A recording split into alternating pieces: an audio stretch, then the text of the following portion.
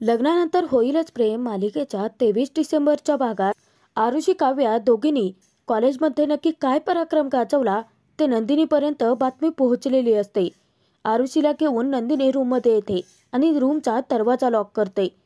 आरुषी तिला विचारते की नक्की ताई तुझं चाललंय तरी काय. नंदिनी तिथे म्हणते की जोशी मॅडमचा मला फोन आला होता, तुझा प्रोफेसर, आणि नक्की तुम्ही दोघींनी कॉलेजमध्ये काय पराक्रम गाजवला कळलंय मला. चिडलेली नंदिनी काव्याकडे जाते आणि तिला जाब विचारते. अगं ती लहान आहे, परंतु तुला तरी कळतं ना सगळं. काव्या वैतागते. नंदिनीला विचारते की मग तोपर्यंत अन्याय सहन करायचा होता का. त्यावरती नंदिनी तिला म्हणते, अन्याय सहन करा असं मी म्हटलेलंच नाहीये काव्या. अगं जाऊन रितसर तुम्ही प्रिन्सिपलकडे कंप्लेंट करायची ना त्याच्याबद्दल. तेव्हा काव्या म्हणते, ताई तोपर्यंत हिची गाडी त्या मुलाने चपटी केली असती. नंदिनी काव्यालाच वैतागते आणि तिला म्हणते, अगं तुला कळतं का काव्या, तू UPSCची तयारी करते आहेस ना, असं वागतात का. हे वागणं तुला शोभतं तरी का. कायदा हातात घेऊ नये असं का म्हणतात हेही लक्षात येत नाही का. आता त्याने तुमची एक गाडी तोडली म्हणून तुम्ही जाऊन त्याच्या 2 गाड्या तोडणार. हे असं कितपर्यंत चालत राहणार आहे काव्या. तेव्हा काव्या मान खालती घालून निमूटपणे नंदिनीचं सगळं ऐकून घेते. त्यानंतर नंदिनी आरुषीकडे येते आणि तिला समजावते, आत्ताच्या आत्ता जा आणि त्या मुलाची माफी माग. आरुषी धक्क्याने नंदिनीला विचारते की ताई माफी आणि मी.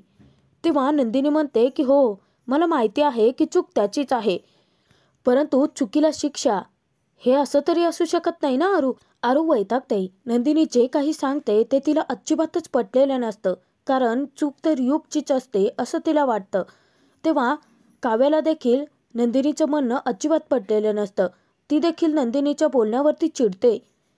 तेव्हा नंदिनी आरूला प्रेमाने समजावते की माझं म्हणणं तू मनापासून त्याचा विचार करून बघ आणि जर पटत असेल तर जाऊन त्या मुलाची माफी माग. अरू अगं असा तडकाफडकी निर्णय नसतो घ्यायचा. मनापासून आधी गोष्टींचा विचार कर आणि त्यानंतर जर पटत असेल तर जाऊन माफी माग. नंदिनीने प्रेमाने समजावताच आरूला तिचं म्हणणं पुन्हा पटतं. ती नक्की काय सांगण्याचा प्रयत्न करते ते तिच्या लक्षात येतं. आता आरूला देखील वाद पुढे वाढवत ठेवायचे नसतात, म्हणून नंदिनीच्या सांगण्यावरून युगची माफी मागण्याचा ती निर्णय घेते. त्यानंतर आरू कॉलेजला निघालेली असते. तेव्हा नंदिनीला ती म्हणते की परंतु आईबाबांचं काय, त्यांना कोण समजावणार. तेव्हा नंदिनी आरूची बाजू घेते. तिला समजावते की हे बघ, यावेळी मी तुला माफ करते आहे, परंतु पुढच्या वेळेसपासून सगळं मी आईबाबांना सांगून टाके ना. त्यानंतर आरू कॉलेजला जाते. ज्यावेळी नंदिनीचं लक्ष काव्याकडे जातं तर काव्या खूप चिडते आणि ती तोंड फिरवते. नंदिनी तिला प्रेमाने समजावायला जाणार तर काव्या लहान मुलींसारखी रुसून बसते. तेव्हा मुद्दामच नंदिनी तिला म्हणते की ते बघ, जीविकाचा फोन आलाय. तेव्हा काव्या पटकन पळत जाते आणि आपला फोन घेते, तर फोनवरती कोणाचाही फोन आलेला नसतो. तेव्हा नंदिनी हसते आणि तिला म्हणते की सॉरी, मज्जा केली. आणि नंदिनीने काव्याची फिरकी घेऊन तिच्या चेहऱ्यावरती पुन्हा हसू आणलेलं असतं. इकडे देशमुखांच्या घरी भास्करने विक्रमला पार्टीचे सर्व फोटोज पाठवलेले असतात आणि विक्रम त्यात नंदिनीचे फोटोज पाहत असतो. इतक्यात मानिनी त्याच्यासाठी चहा घेऊन येते. भास्करचं तिच्याकडे अजिबातच लक्ष नसतं आणि ती विचारते की काय एवढे कशात दंगून गेला आहात. त्यावरती विक्रम नंदिनीचे फोटोज मानिनीला दाखवतो आणि म्हणतो की बघ ना, किती छान आलेत ना, आपण हिचा पार्थसाठी विचार करायचा का, त्या दोघांचा जोडा छान शोभून दिसेल. त्यावरती मानिनी म्हणते की हो, आजकाल कपलकडे फक्त पाहिलं ना तरी देखील कळतं की ते किती मेड फॉर इच अदर आहेत ते. विक्रम मानिनीला म्हणतो की हो, कोण 40%, कोण 60%, कोण साधं 35% काटावर पास. आणि विक्रम तिथे मानिनीला विचारतो की आपण किती टक्के असू. त्यावरती मानिनी हसून उत्तर देते की काय हे, आपलं संपलं आता, आता आपल्या मुलांचा विचार करायचा आहे. मानिनी विक्रमला समजावते. ती म्हणते की अहो, आपण पार्टीमध्ये होतो तसंच इतरही खूप सारे पार्टीमध्ये होते आणि त्यांनी देखील नंदिनीला पाहिलं असेल. उगाचच त्यांच्या मुलासाठी नंदिनीला आधी मागणी घालण्यापेक्षा आपण लवकरात लवकर नंदिनीसाठी, आपल्या मुलासाठी नंदिनीला मागणी घालूयात. तेव्हा विक्रम म्हणतो की हो, तुझं अगदी बरोबर आहे. तर रम्या पूर्णपणे पार्थमध्ये हरवून गेलेली असते आणि ती पार्थसाठी छानसं गिफ्ट तयार करत असते. तेही स्वतःच्या हातांनी. रम्या पार्थच्या प्रेमामध्ये पूर्ण वेडी झालेली असते, परंतु हा मोठा गोंधळ तर पिहूमुळे निर्माण झालेला असतो. रम्या पार्थची स्वप्न पाहत असते, विचार करते की मी तुला प्रपोज करताना किती घाबरत होते, परंतु तू स्वतःच माझ्या प्रेमाला होकार देऊन टाकलात. लहानपणापासून आजपर्यंत पाहिलेलं तुझं स्वप्न आता लवकरच पूर्ण होणार आहे आणि म्हणूनच खास आज माझ्या हातांनी मी तुझ्यासाठी गिफ्ट सजवते. पार्थ, आतापासून मी कायम तुझ्या सोबतच असेल आणि माझ्या प्रेमाची ऊब तुला कायम देत राहीन, असं मनोमन रम्या विचार करत असते. आणि तिने पार्थसाठी सुंदर गिफ्ट देखील तयार केलेलं असतं आणि त्या गिफ्टकडे पाहत रम्या पुन्हा पार्थच्या विचारांमध्ये हरवून जाते. तर इकडे मानिनी, विक्रम दोघांनीही पार्थसाठी नंदिनीला पसंत केलेलं असतं. विक्रम तिथे मानिनीला विचारतो की आपण याबद्दल पार्थला काहीच सांगितलेलं नाहीये, आपण त्याच्याशी एकदा बोलायचं का? तेव्हा मानिनी म्हणते की पार्थ काही तुमच्या शब्दाबाहेर आहे का? आणि तसाही पार्थचा स्वभाव तर तुम्हाला चांगलाच माहिती आहे. मुलींच्या बाबतीत अगदी लाजाळूचं पान आहे तो. त्याच्या मनातील तो नाही सांगू शकणार. परंतु आपला जीवा, आता जीवाचा विषय निघता क्षणी विक्रम म्हणतो की त्याची तसदी घ्यायची आपल्याला काही गरजच नाहीये. हां, परंतु माझा पार्थसारखा त्याच्यावरतीही विश्वास आहे. तोही माझ्या शब्दाबाहेर नाही जाणार. परंतु या बाबतीत जर कौतुक करायचं झालं तर मी तुझंच करीन, कारण हे सगळं तुझ्यास घडलेलं आहे, असं विक्रम मानिनीचं कौतुक करतो. तेव्हा मानिनी म्हणते की माझं कौतुक पुरे. विक्रम तिथे मानिनीला म्हणतो की आपण नंदिनीला देखील याबद्दल सगळं विचारायला हवं. नाही म्हणजे आजकालच्या मुलांना ना त्यांच्या आयुष्यात नक्की काय हवंय हे त्यांचं ठरलेलं असतं. उगाचच पुन्हा गोंधळ नको. तेव्हा मानिनी म्हणते की हो बरोबर आहे, परंतु आपण आधी पार्थशी बोलून घेऊया, त्यानंतर मग आपण धनंजय भाऊजींची नंदिनीबद्दल बोलण्यात मोकळे. त्यावर ते विक्रम म्हणतो की यस. तर इकडे काव्या पार्कमध्ये आलेली असते. इतक्यातच जीवा पळत आलेला असतो आणि नेहमीप्रमाणे जीवाला यायला उशीर होतो आणि काव्या त्याच्यावरती नेहमीप्रमाणे चिडते. आता तिथे जीवाला चांगलं माहिती आहे की समोर काव्य बसले, ती त्याची वाट पाहते. मुद्दाम जीवा तिच्या जवळ जातो आणि मुद्दामच तिला विचारतो की तुम्ही काव्या मोहितेला कुठे पाहिलेत का? तेव्हा काव्या तोंडाचा स्कार्फ सोडते आणि ज्यावेळी काव्याचा तो चेहरा पाहतो तेव्हा जीवा हसायला लागतो. काव्या इतकी चिडते की पार्कमध्ये सर्वांच्या समोर काव्या त्याला धोपटायला लागते, त्याला फटके द्यायला लागते. जीवा इकडे तिकडे पळत असतो. तो म्हणतो की अगं माझं ऐकून तरी घे, मला यायला उशीर का झाला हे देखील ऐकून घेणार नाहीयेस का? तेव्हा चिडलेली काव्या जीवाला म्हणते की ठीक आहे, बस जाऊन तिथे. जीवा दमलेला असतो. तो तिथे म्हणतो की अशी काय ही, आणि त्यानंतर तो काव्याला नेहमीप्रमाणे चिडवतो. तो म्हणतो की त्या अवतारात देखील खरंच इतकी छान दिसत होतीत ना की उचलून पळवून न्यावंच वाटलं. तेव्हा काव्या चिडते आणि म्हणते की अच्छा, म्हणजे दुसरं काही तुला सुचतच नाहीये ना? खरं तर ना मला दुसरं काही सुचूच शकत नाही, कारण मला दिवस रात्र फक्त आणि फक्त तुझीच स्वप्न पडतात.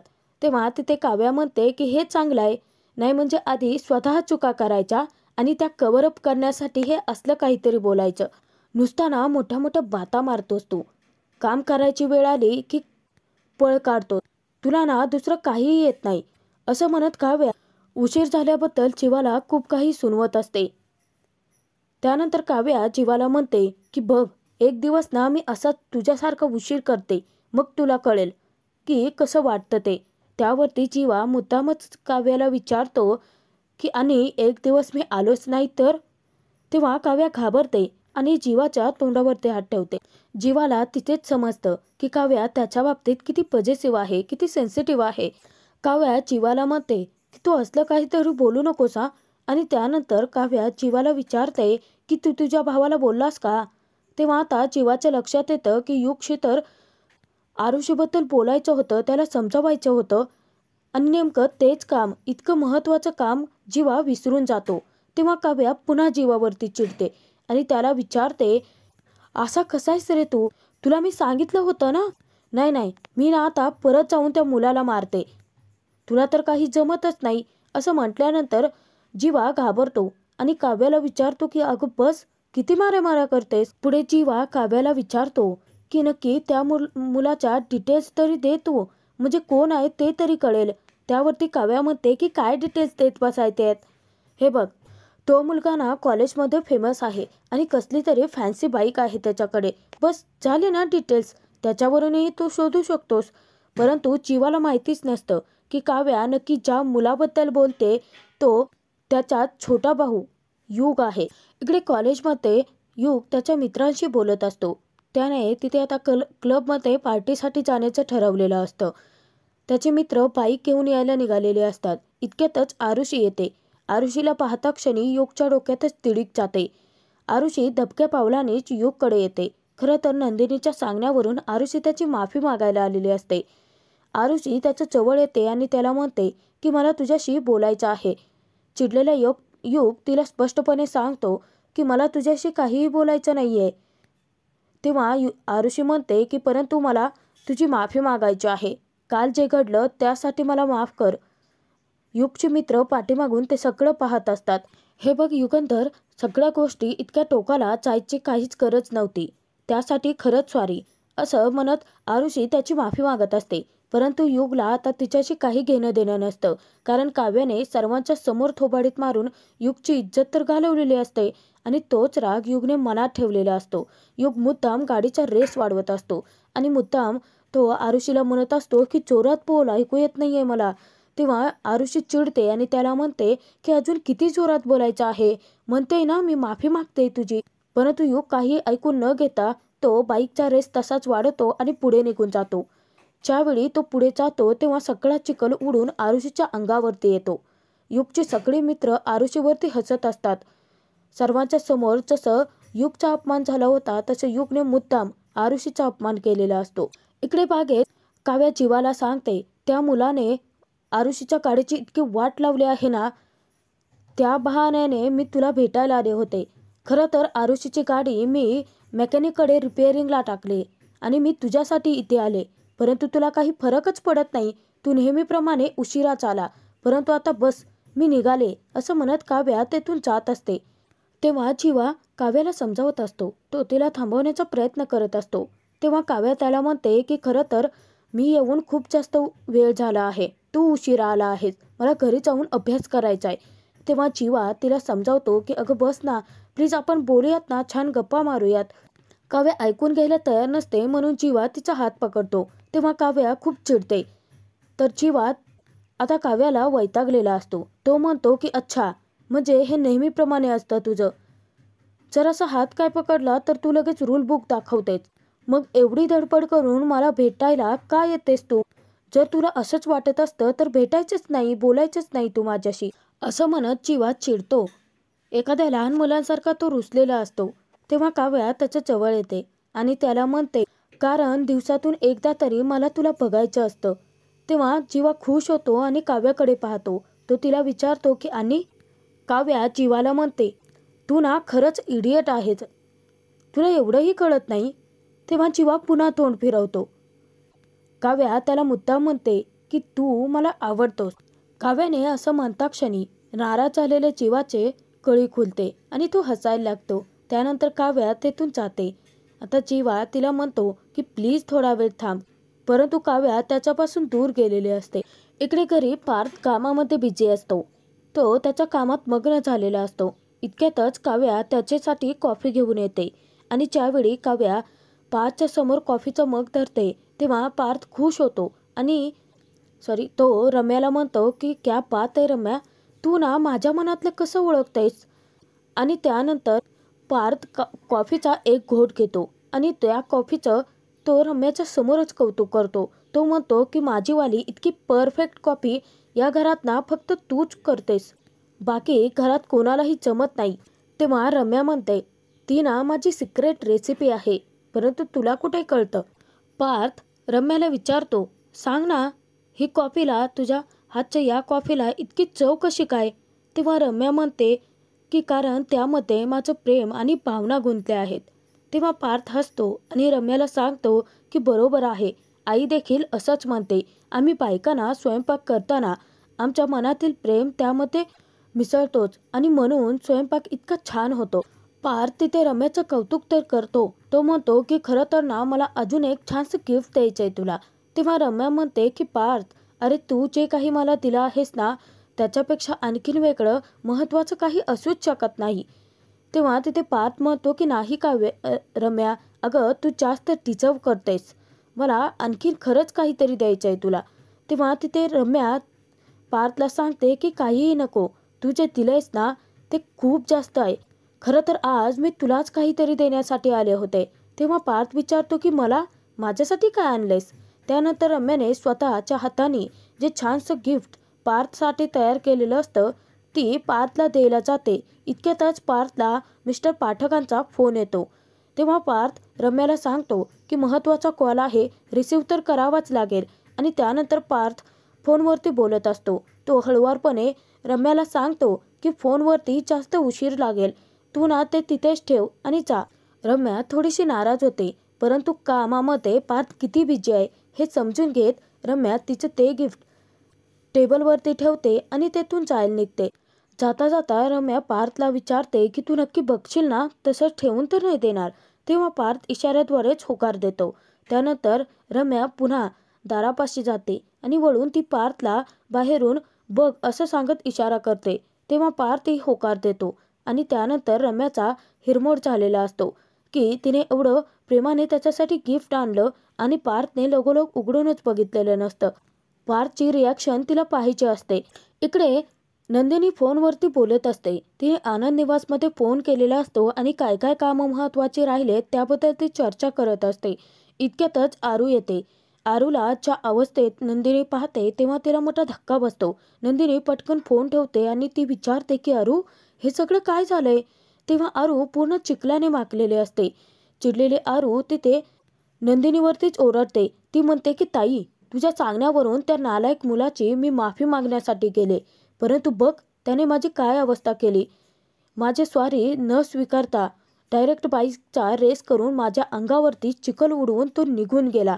या असल्या नालायक मुलांना ना कायद्याची भाषा कधी कळतच नाही, त्यांना कळते ती फटक्यांचीच भाषा. नंदिनी मोठे धक्क्यात असते. ती आरूला विचारते की परंतु माफी मागून देखील इतकं भावनाशून्य कसं काय कोणी वागू शकतं.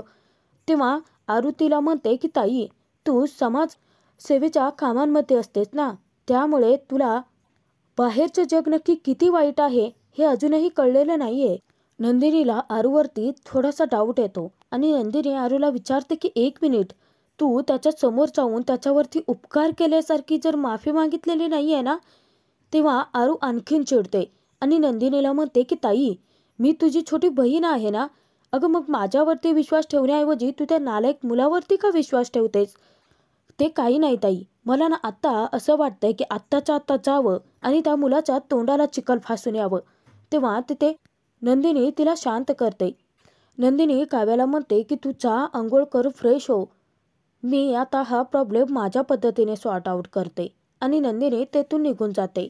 तेव्हा आरुषीच्या मनात युग आता फिट बसलेला असतो. आरू तिथे म्हणते की ताई, तुला आता काय करायचं ते कर, परंतु मी माझ्या पद्धतीने त्या युगला धडा शिकवल्याशिवाय शांत नाही बसणार. तर तोचपर्यंत इकडे पार्थ कामामध्ये बिझी असताना नंदिनीबद्दल बोलण्यासाठी मानिनी विक्रम त्याच्याकडे येतात. तेव्हा तो विषय राहतो बाजूला आणि पार्थ तिथे विक्रमशी कामानिमित्तच बोलतो. तो म्हणतो आपले नंदकिशोर काका आहेत ना, त्यांचं नाशिकचं घर आहे, ते जरासं मॉडिफाय करायचं आहे, कारण त्यांच्या मुलाचं लग्न ठरलंय ना, त्याला गिफ्ट द्यायचं आहे. तेव्हा तिथे मानिनी पार्थला म्हणते तुझा चॉईस नक्की कसा आहे ते आम्हाला सांगून ठेव, म्हणजे आपलं नाशिकचं जे घर आहे ना ते मॉडिफाय करून तुझ्या पद्धतीने ते तुझ्या लग्नात तुला गिफ्ट देता येईल. तेव्हा पार्थ म्हणतो की यात माझ्या लग्नाचं काय आहे, मला इतक्यात लग्न करायचंच नाहीये. मानिनी पार्थजवळ बसते आणि त्याला समजावते की तू ना आमचं घरातलं शहाणं बाळ आहेस, सगळं कसं समजून घेतो आणि जबाबदारीने वागतो, मग तशीच सून देखील आम्हाला समजूतदार हवी की नाही. तेव्हा तिथे पार्थ म्हणतो की नाही आई, मला लग्न करायचंच नाहीये इतक्यात. त्यावरती मानिनी पार्थला विचारते की तुला नंदिनीशी देखील लग्न करायचं नाहीये का. तेव्हा पार्थ नंदिनीचं नाव काढता क्षणी नंदिनीच्या आठवणींमध्येच हरवून जातो. नंदिनीसोबत त्याची घडलेली पहिली भेट, त्यानंतर मंदिरामध्ये जे काही घडलं ते देखील पार्थला आठवतं. त्यानंतर पार्टीमध्ये पुन्हा नंदिनीसोबत त्याची भेट झाली होती आणि सतत पार्थला नंदिनीचा चेहरा आठवत राहतो आणि पार्थ खूप खुश होतो. तर आजचा हा भाग इथे संपतोय. पुढे आपण पाहणार आहोत पार्थने अर्जंट फोन करून कॅफेमध्ये नंदिनीला बोलावून घेतलेलं असतं. नंदिनी विचारते की काय झालं, इतक्या लवकर बोलावून का घेतलेत. तेव्हा पार्थ तिला विचारतो की मला सांगा, पार्टीनंतर काही बदल वगैरे झालेत का. तेव्हा आता पार्थचं बोलणं नंदिनीला लक्षात येत नाही. इतक्यातच नंदिनीला तिच्या आईच्या शारदाचा फोन येतो. तेव्हा नंदिनी फोन रिसीव करते. तेव्हा नंदिनीला शारदा म्हणते, जिथे कुठे असशील ना तिथून पटकन घरी ये. नंदिनी पार्थला सांगते, आज ना सगळेच जण मला फोन करून अर्जंटच बोलावतायत, परंतु नक्की काय काय ते सांगत नाहीयेत. आता तुम्हीही मला अर्जंट बोलावलंत आणि तुम्हीही सांगत नाहीयेत. तेव्हा पार्थ नंदिनीला सांगतो की घरी जा, तुम्हाला तुमच्या आई सांगतील नक्की काय झालंय. पार्थने नंदिनीच्या स्थळाला होकार दिलेला असतो. ज्यावेळी नंदिनी घरी जाते तेव्हा धनंजय तिचे बाबा तिला सांगतात की पार्थचं तिच्यासाठी स्थळ आलं आहे. नंदिनीने देखील होकार दिलेला असतो. परंतु इथे त्या दोघांचं लग्न जरी जमलं तरी देखील काव्या मात्र भलतीच खुश असते. काव्या मनोमन विचार करते की काही योग्य स्थळ आलं आहे ताईसाठी. ताई त्या घरात जाणार आहे जिथे माझा जीवा राहतो, ज्या घरात मी नंतर सून बनून जाणार. आणि काव्या आत्ताच जीवासोबतच्या लग्नाची स्वप्न रंगवते.